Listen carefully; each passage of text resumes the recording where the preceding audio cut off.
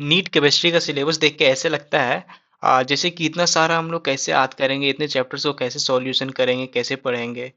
तो don't worry guys, आज की वीडियो में हम क्या करने वाले हैं कि नीट 2025 की केमिस्ट्री का जो सबसे इंपॉर्टेंट चैप्टर्स है और यूनिट्स है उसको हम लोग ब्रेक डाउन करने वाले हैं, जिससे आप इजीली 160 प्लस स्कोर कर सकते हो। केमिस्ट्री क्या है कि नीट का सबसे मोस्ट स्कोरिंग सब्जेक्ट है। बस आप लोगों को पता होना चाहिए कि कहाँ से कितना चैप्टर्स कौन सा पढ़ना है, कहाँ से कितने मार्क्स आते हैं, कितने क्वेश्चंस आते हैं। ठीक है, तो चलिए हम लोग केमिस्ट्री को सबसे पहले ब्रेक डाउन करते हैं फिजिकल, ऑर्गेनिक और इनऑर्गेनिक केमिस्ट्री में। ठीक है, अब इन सारों चैप्टर से मिला के हम लोग देखेंगे कि सबसे हाई वेटेज वाला कौन सा चैप्टर्स है।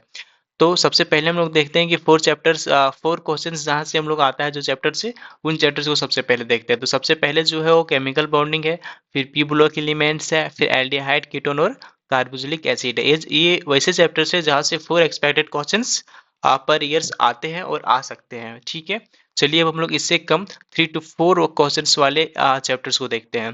तो इसमें है periodic table, equilibrium, redox reaction और electrochemistry, haloalkane and haloarenes, coordination, compound. ठीक है, तो ये वो चैप्टर्स है जहाँ से 3 to 4 क्वेश्चंस आ सकते हैं, इंपॉर्टेंट है, वीवीआई है। तो इन चैप्टर्स का मॉक लगाना है आप लोगों को, पीवाईक्यू करना है और फिर इसका मॉक लगा के देखना है कि आप लोगों को कितना स्कोर बन रहा है। ठीक है, फिर इससे कम वाले देखते हैं 2 to 3 जहाँ से क्वेश्चन आता है, वो चैप्टर्स कौन कौन से हैं। तो वो है some basic concept of chemistry, structure of atom, thermodynamics, hydrocarbon, solution, chemical kinetics, D and f block element, और फिर some basic concept of organic chemistry, alcohol, phenol and ethers. ये वे चैप्टर्स है जहाँ से 2 to 3 क्वेश्चंस आ सकते हैं।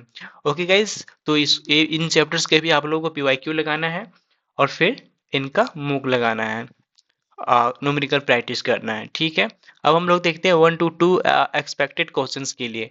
Principle of practical chemistry, amines और बायोमोलिक्यूल्स। ठीक है, तो ये वो चैप्टर्स है जहाँ से थोड़े कम क्वेश्चंस आते हैं। ठीक है, तो सबसे पहले आप लोगों को ये 3 चैप्टर्स को बिल्कुल भी मिस मत करना है। इन इन चैप्टर्स को किए बिना आप लोगों को नीट के एग्जाम में बैठना भी नहीं है।